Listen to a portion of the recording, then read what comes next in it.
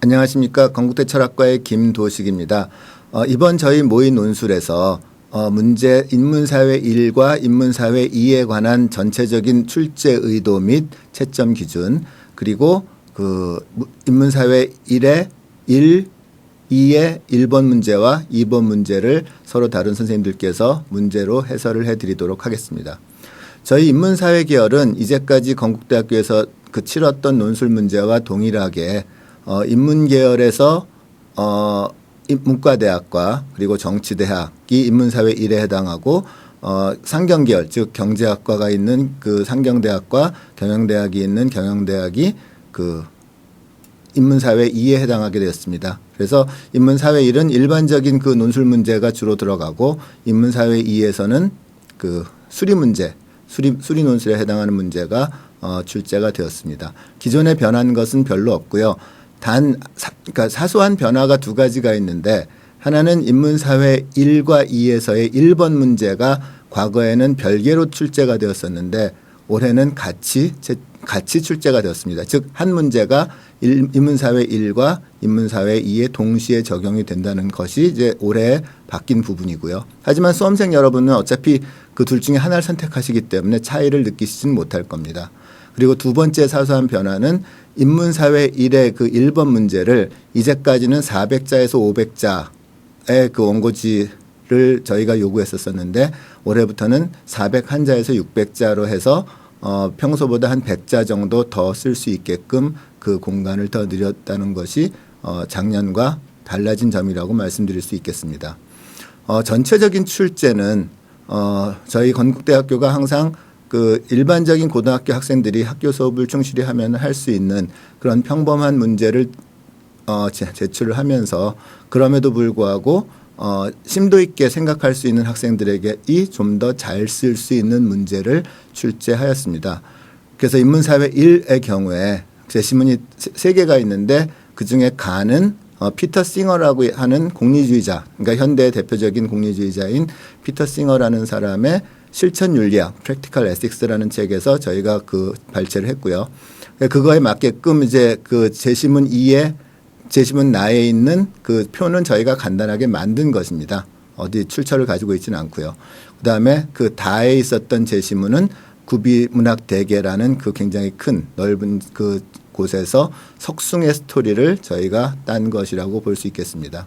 그러니까 전반적으로 그 제시문 가에서의 핵심 개념은 이익평등 고려의 원칙이라는 것이고, 그것을 제시문 나에 있는 표와 연결시켜서 이해할 수 있는가, 그리고 이번 문제에서는 제시문 다의 그 석숭의 스토리와 연결시켜서 이야기를 이끌어낼 수 있는가를 이번에 출제의 가장 핵심적인 부분으로 삼았고, 인문사회 2의 경우에는 이번 문제가 그 일반적인 경제 또는 미적분에 해당하는 그 고등학교 교과서에서 내용을 뽑아서 그것을 수학과 경제와 관련된 그런 문제를 출제하게 되었습니다. 그러면 지금부터 인문사회 1과 인문사회 2의 각각 문항별 설명을 시작하도록 하겠습니다. 네, 여러분 반갑습니다. 저는 경영대학 기술경영학과의 박재민 교수입니다.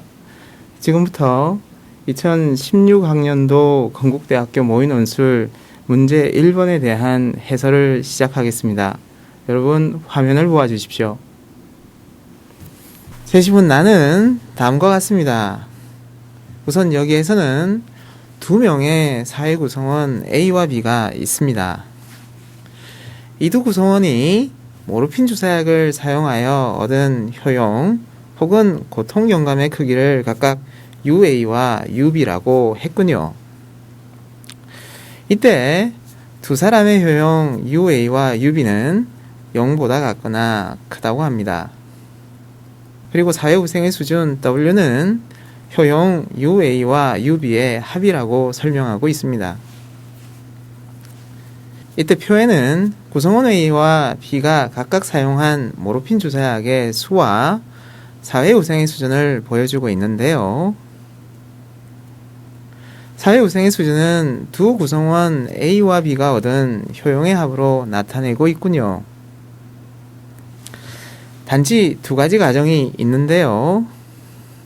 사용 가능한 주사약은 2개뿐이고요. 이것은 사회구성원 A와 B만 사용할 수 있다고 하는군요. 이제 표를 보도록 하죠. 표의 왼편에는 사회구성원 A와 B가 사용한 주사약의 개수가 0개에서 2개까지라는 점을 보여주고 있고요. 사회구성원 A가 2개를 모두 사용하면 B는 하나도 사용 못하고 그 반대도 마찬가지고요. 1개씩 나누어 쓸 수도 있다는 점을 보여주는군요. 그리고 사회구생 수준은 구성원 A와 B가 주사약 사용으로부터 얻은 효용의 합인데요. A가 2개를 모두 사용하면 800, 반대로 B가 2개를 모두 사용하면 200, 1개씩 나눠 사용하면 500이라는 정보를 제공해주고 있습니다. 응시생에게 제공된 문제일은 다음과 같습니다. 즉, 나에 제시된 사회 구성원의 주사약 사용과 효용, 그리고 후생 수준에 관한 설명이 가에서 언급되는 이익평등 고려의 원칙에 부합하는지 여부에 대해서 논술하시오입니다. 분량은 401에서 600자입니다. 문제 1의 해설입니다. 문제 1은 제시문가에 언급된 이익평등 고려의 원칙과 일관되는지의 관점에서 나에 제시된 사회구성원 A와 B가 사용한 주사약의 수와 사회후생 수준에 관한 정보를 분석할 것을 요구하고 있습니다. 우선 나에 제시된 사회후생을 구하는 방식은 공리주의에 기초한 벤담의 사회후생 함수를 이용한 것인데요. 이때 사회후생의 수준은 구성원들, 즉 여기서는 2명의 사회구성원 A와 B가 각각 주사약 사용으로부터 얻은 효용, 다시 말해 UA와 UB의 합입니다. 이제 표에 제공된 정보를 바탕으로 보면 사회구성원 A가 주사약 2개의 사용으로부터 얻는 효용의 크기는 800이고 구성원 B는 이보다 적은 200임을 알 수 있습니다. 즉 구성원 A가 주사약 사용으로부터 얻은 고통경감의 크기가 구성원 B의 그것보다 크다고 판단할 수 있습니다. 그래서 이런 정보를 제시문가에 대입시켜보면 구성원 A가 다리가 부러져서 몹시 고통스러워하는 사람, 구성원 B는 넓적 다리에 상처를 입어 조금 아파하는 사람으로 유추해 볼 수 있겠습니다. 이때 중요한 것은 구성원 A와 B가 자신이든 호주인이든 유럽계 혈통이든에 구분하고 있지 않다는 것입니다. 그래서 이들이 얻은 고통경감의 크기는 이익 자체로 고려된 것이라 볼 수 있습니다. 즉 개인적이고 편파적인 관점을 넘어서서 측정한 것으로 볼 수 있겠죠. 따라서 결론적으로 가에 제시된 이익평등 고려의 원칙을 인간은 개인적이고 편파적인 관점을 넘어서서 영향을 받는 모든 사람들의 이익을 고려해야 한다는 관점에서 볼 때 나에 제시된 정보는 여기에 부합한다고 할 수 있겠습니다. 그리고 또 한 가지 더 고려해야 할 것이 있는데요. 나에 나타난 사회후생의 수준은 더 큰 고통을 받고 있는 사람에게 주사를 놓음으로써 얻게 되는 효용이 가벼운 고통을 받고 있는 사람에게 주사를 사용함으로써 얻게 될 효용에 비해 더 크다는 점을 고려하고 있습니다. 따라서 제시문가에서 한 사람에게 모르핀 2대를 주사하고 다른 사람에게는 한 대도 주사하지 않는 처방에 이르게 하는 결정에도 역시 부합한다고 하겠습니다.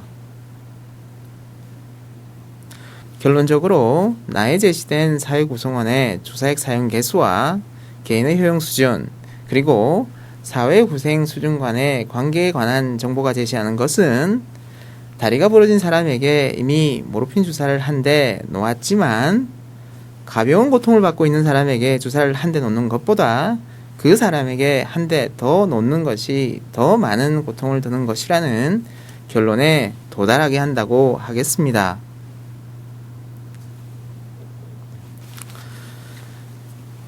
만약 응시자 여러분이 나에 제공된 정보를 바탕으로 구성원 A가 가에 다리가 부러진 사람, 구성원 B가 가에 넓적 다리에 상처를 입어 조금 아파하는 사람에 해당하고요.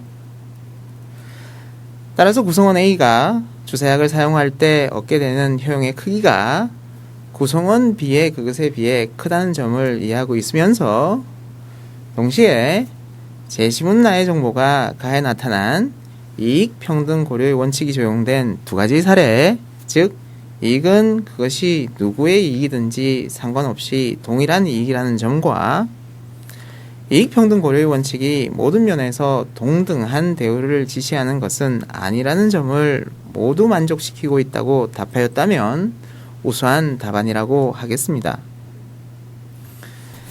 네, 이제 세부평가 항목 내용 및 채점 기준에 대해 설명하겠습니다. 세부평가 영역은 두 가지입니다. 첫 번째는 제시된 자료에 대한 분석 및 이해도이고요. 두 번째는 제시문가와 제시문하를 바탕으로 설명하는 것입니다. 문제 1에는 5개의 평가 항목이 제시되어 있고 각각 20점씩 배점되어 있습니다. 이것은 응시자가 효과적으로 문제 1에 답하기 위해서는 꼭 이해하고 있어야 하는 사항이 5가지라는 뜻입니다. 평가 항목 1은 주사약으로부터 얻은 효용이 클수록 후생 수준이 높다고 이해하고 있어야 한다는 점입니다. 평가 항목 2는 구성원 A가 다리가 부러진 사람이고 구성원 B가 넓적 다리에 상처를 입어 조금 아파하는 사람으로 대응할 수 있어야 한다는 것이고요. 평가 항목 3은 응시자가 가 지문을 적용해서 이익평등 고려의 원칙이 두 가지의 사례로 구분된다는 점을 알고 있어야 한다는 것입니다. 평가 항목 4는 응시자가 나 지문을 적용해 볼 때 첫째, 사회 구성원 A와 B는 자신과 남의 구분이 없다. 둘째, 효용이 더 큰 구성원이 주사약을 사용함으로써 더 높은 사회후생 수준이 달성된다는 점을 파악해야 한다는 것입니다. 마지막으로 평가 항목 5는 가와 나 지문을 연결해서 제시문 나가 제공하는 정보가 가에서 말하는 두 가지의 이익평등 고려의 원칙에 모두 부합한다고 결론 내릴 수 있어야 하겠다는 점입니다.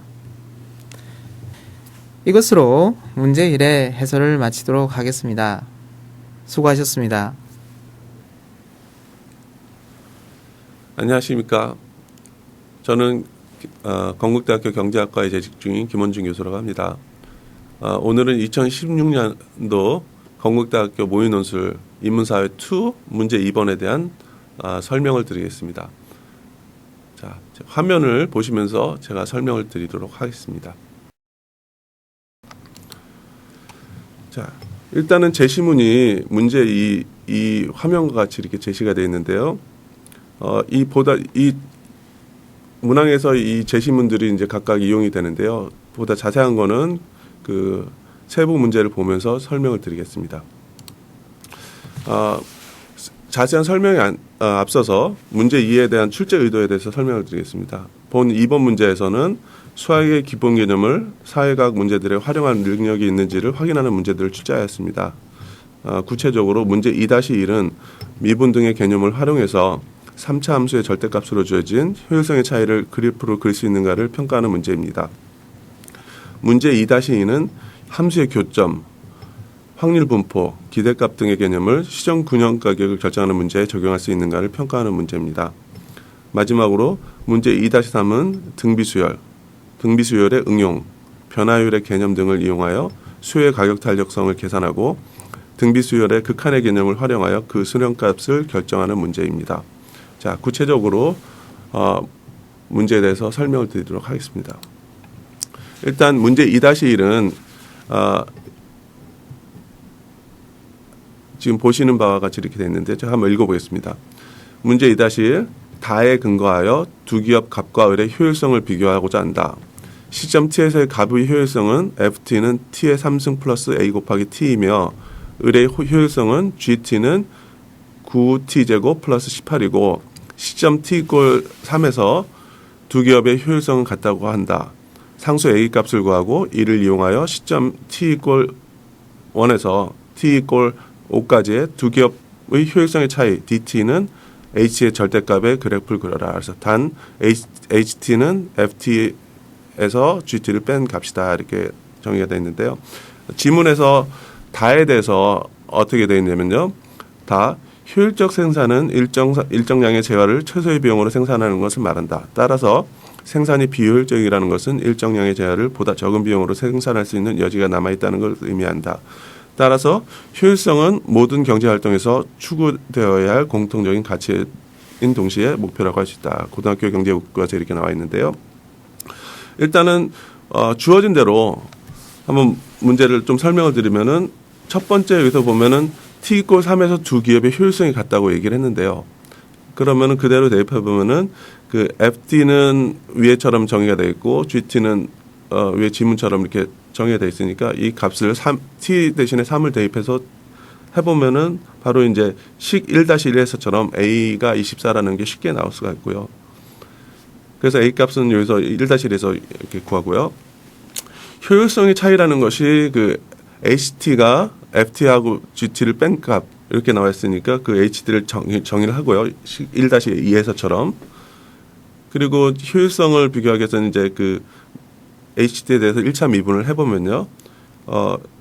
이렇게 1-2에서처럼 1차 미분을 하고요. 그 다음에 그 HT는 다음 방정식 해 식 1-3으로 있는 이 값으로 이렇게 0으로 놓고 하면은 t 이꼴 2 또는 4에서 2와 4에서 각각 극대조가 극소수점을 갖는다고 이렇게 나와 있는데요.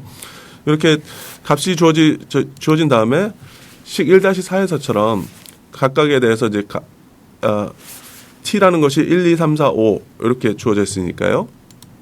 이 값을 대입해서 그림을 그려보면은 왼쪽에 HT의 그림이 나오고요.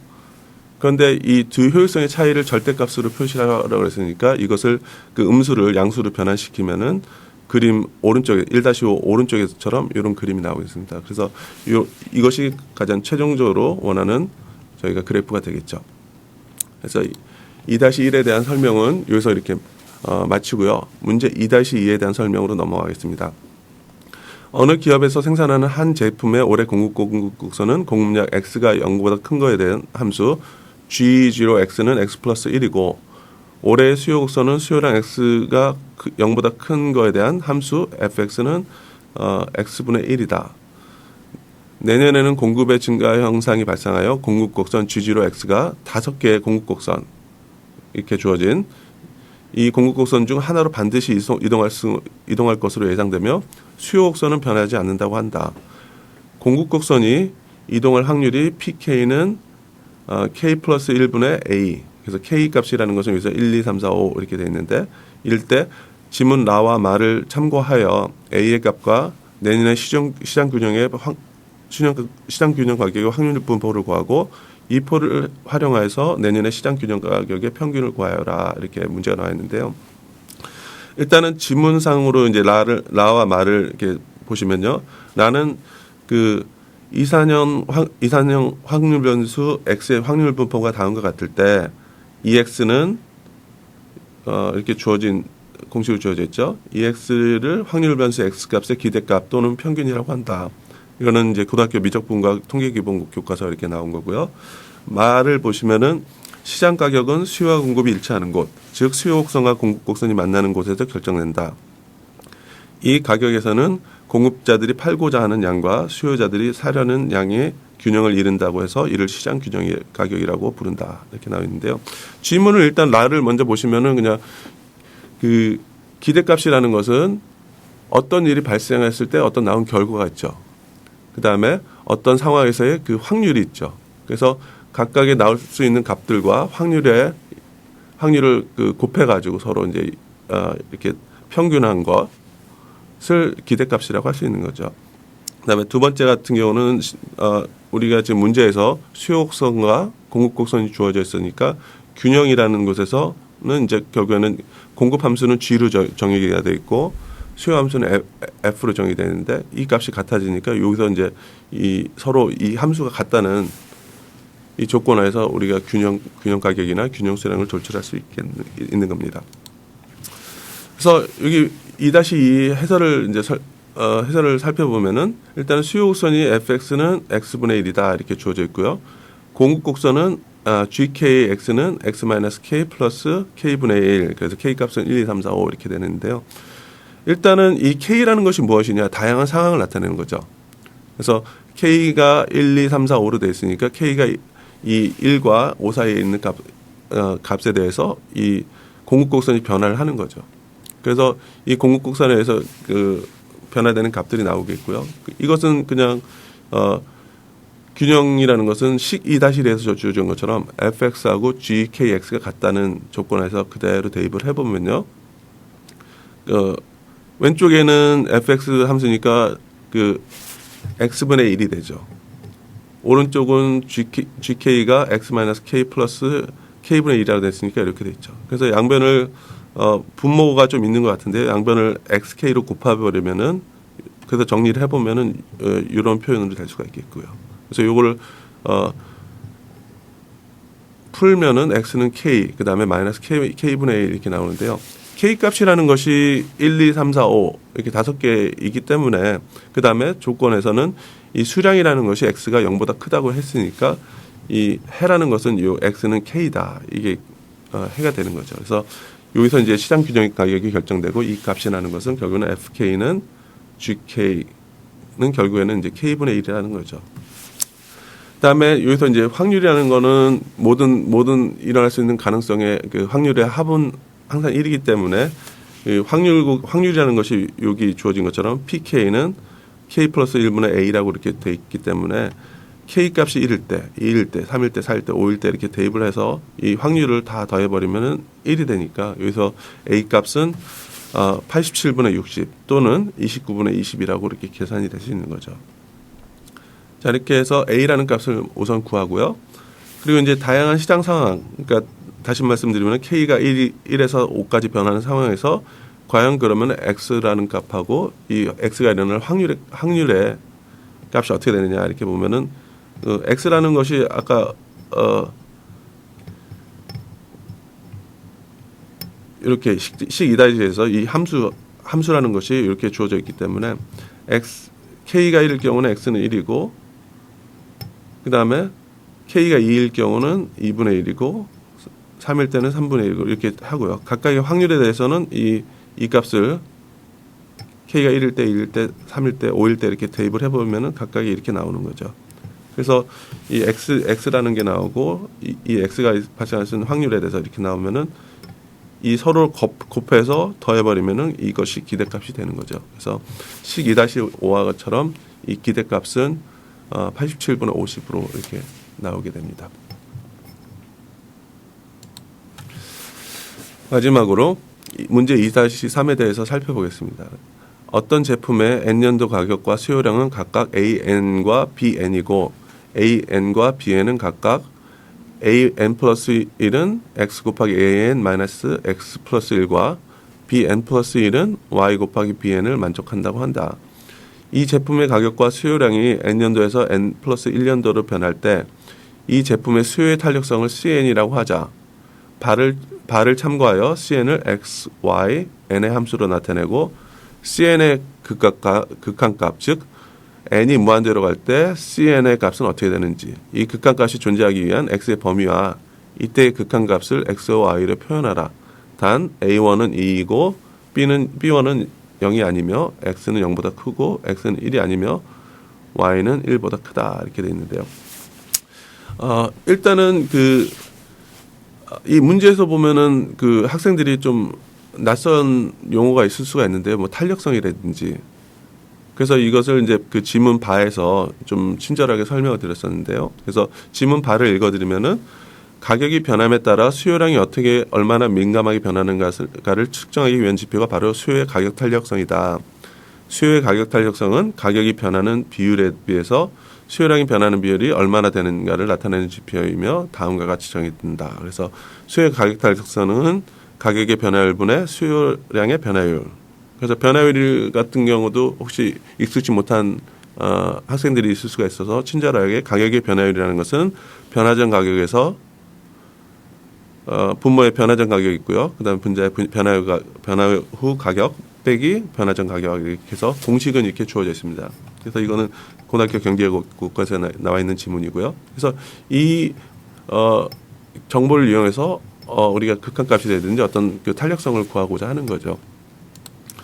그래서 일단은 요 함수가 이렇게 주어져 있는데 일단은 요걸 일반화하는 어떤 특정한 패턴을 찾는 게 가장 급선무일 것 같은데요. 그래서 일단은 그 먼저 가격 AN의 일반항을 이제 구하고자 하는데요.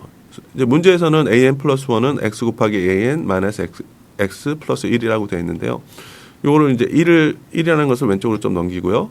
이 X에 대해서 이렇게 좀 오른쪽으로 묶어주면은 이렇게 어떤 형태가 나오죠. 그래서 AN 플러스 1 마이너스 1은 X 가로 열고 AN 마이너스 1 가로 닫고 이렇게 해서 좀 서로 패턴이 좀 보이게 되죠. 그래서 N 플러스 1이 이렇게 N 플러스 1과 N의 관계가 이렇게 된다 그러면 하나 시점을 늦추더라도 똑같은 관계가 성립을 하겠죠. 그래서 AN 마이너스 1은 X 가로 열고 AN 마이너스 1 마이너스 1 가로 닫고 이렇게 되는데 요걸 좀 한 시점씩 좀 이렇게 묶어 쭉 이렇게 한 시점씩 뒤로 밀리다 보면은 결국에는 AN 플러스 1은 X의 N 플러스 1승 곱하기 AN 마이너스 1 이렇게 정리가 될 수 있는 거죠. 그래서 식 3-1에서처럼 이 일반항을 일반화시키는 거는 이렇게 표현할 수가 있고요. 근데 이제 조건에서 A1이라는 것이 2라고 주어져 있기 때문에 초기항 2라고 주어져 있기 때문에 A는 X의 N 플러스 1, X의 N 마이너스 1승 플러스 1 이렇게 정리가 될 수 있는 거죠. 자, 그래서 일단은 그 가격의 차이, 지금 가격의 변화율을 구하고자 하는 건데요. 결국에는 아까 이제 그 지문에서처럼 가격의 변화율이라는 것은 변화 전 가격의 분의 변화 후 가격 빼기 변화 전 가격 이렇게 되는 거니까요. 그래서 AN 플러스 1 마이너스 AN을 좀 정리를 해보면은 이렇게 좀 X의 N 마이너스 1승 곱하기 X 마이너스 1 이렇게 정리가 될 수 있겠고요. 그래서 가격의 변화율은 이렇게 식 3-2에서처럼 이렇게 정리를 할 수 있는 거죠. 마찬가지로 이제 수요량 BN의 일반항을 구해보면 이렇게 되는 거죠. BN이라는 것은 B1의 Y N-1. 그래서 위에 있는 식으로 계속 이제 시점을 조금씩 밀리다 보면은 이렇게 좀 정리를 할 수 있습니다. 그래서, BN 플러스 1 마이너스 BN. 그러니까 그 수요의 탄력성을 구하는 데 있어서 분자에 해당되는 거죠. 그러니까 변화 후 수량, 그 다음 변화 전 수량. 이 차이를 구해보면은, B1 곱하기 Y N-1승 가로 열고 Y-1 가로 닫고 이렇게 될 수 있는 거죠. 그래서 수요량의 변화를 구해보면은 식 3-4와 같이 QN이라는 것은 이렇게 좀 정리해야 되는 거죠. 그런데 여기 이제 Y N-1는 서로 이제 제거를 시킬 수가 있으니까 그 다음에 B1도 제거가 되니까 Y-1로 이렇게 정리해야 되는 거죠. 그래서 이제 문제에서 조건이 Y가 1보다 크다고 그랬던 이유는 뭐냐면 수량이라는 것은 일단은 조건에서 Y는 1보다 이렇게 크다 이렇게 나왔던 거죠. 여기서 이렇게 문제에서요. 자, 그래서 이제 그다음에 우리가 가격 탄력성을 구했고 수요량의 변화율도 구했기 때문에 수요의 가격 탄력성을 구하면은 결국에는 가격의 변화율 분의 수량의 변화율 이렇게 해서 아까 구했던 각각을 대입해 보면은 이렇게 정리가 될 수 있는 거죠. 자, 그래서 이제 이 식 3-5를 가지고 이걸 이제 CN이라고 수요 가격 탄력성을 CN이라고 했는데 이 극한값이 존재하는 X의 범위에 대해서 좀 이야기를 하라고 했는데요. 결국에는 극한값이라는 것은 n이 무한대로 갔을 때 이 값이 어느 특정한 값을 수렴하느냐 안 하느냐 이런 얘기인데요. 결국에는 이 n이 무한대로 갈 수 있는 거에 이제 영향을 받는 것은 여기 X-1승 이 부분이 되는 거죠. 그래서 만약에 X가 1보다 크게 되면은 이 부분이 n이 무한대로 갈 때 이 부분이 0의 수렴을 함으로 인해 가지고 결국엔 극한값은 요거 X-1분의 Y-1 이렇게 정리가 될 수 있는데요. 그런데 일단은 조건에서는 X가 0보다 크다고 그랬죠. 그런데 만약에 X가 0과 1의 사이 값을 가지고 있다 그러면은 요게 0과 1 사이로 간다면은 n이 무한대로 갈 때는 요 값이 발산을 하게 되겠죠. 그래서 n이 이 x가 0보다 1인 구간에서 0보다 크고 1보다 작은 구간에서는 n이 무한대로 갈 때 cn 값 또한 무한으로 발산을 하게 되고요. 그다음에 x가 1일 때는 여기서는 바로 이제 cn 값이 정의되지 않죠. 그래서 이것은 조건에서 x는 1이 아니다 이렇게 얘기를 했었는데요. 이게 결국에는 이 극한값을 갖기 위한 조건은 x가 1보다 커야 되는 거고요. 그다음에 이때 극한값은 이렇게 되는 거고. 이것이 그 문제에서 그 학생들이 답하기를 원하는 어떤 모범 답안이라고 할 수 있겠습니다. 그래서 일단은 세 가지 문제를 우리가 살펴봤는데요. 일단은 문제는 이렇게 주어졌지만은 저희가 평가를 하는 데 있어서는 몇 가지 기준을 두고 이제 평가를 하게 되는 거죠. 그래서 예를 들어서 그 문제 2-1 같은 경우는 다음 4개 항목에 대한 답을 고려해서 평가를 하는데요. 일단은 첫 번째는 그 1-1에서 주어진 것처럼 t=3에서 효율성의 차이가 없음을 활용해서 a 값을 구하는 거. 그래서 f 함수가 g 함수가 정의되어 있었는데 그냥 a 값 t를 3이라고 넣었을 때 서로 같다 이렇게 나왔을 때 그걸 풀 수 있는지 일단 그것도 평가 기준이 하나가 되겠고요. 그다음에 그 효율성을 측정할 때 극대값과 극소값을 구하기 위해서 이 ht를 정의를 하고 이를 미분하는 거. 이것이 또 하나의 평가 기준이 될 수 있는 거고요. 그다음에 식 1-3에서처럼 이 미분한 값이 0이라는 값, 이걸 풀어서 극대점과 극소점을 가지는 t 값을 구하는 거. 이것도 하나의 평가 기준이 되는 거죠. 자, 그다음에 식 1-3에서 그 h의 개형을 확인할 수 있는 몇 개의 값, 이 함수 값을 구하는 거. 이것도 하나의 평가 기준이 될 수 있는 거고요. 그다음에 마지막으로 그림 1-5에서처럼 h의 그래프를 이용해서 d라는 것이 h의 절대값이라고 되어 있으니까 이 절대값을 그래프로 나타낼 수 있는지 이것도 하나 평가 기준이 되는 거죠. 자, 2-2회 같은 경우는 다음 4개 항목에 대한 답을 고려해서 평가를 하는데요. 일단은 그 시장 균형이라는 것이 수요와 공급이 만나는 점이다. 그래서 식 2-1에서처럼 fx는 gx다를 풀어야 함을 이해하고 이때 해라는 것이 x는 k라는 거.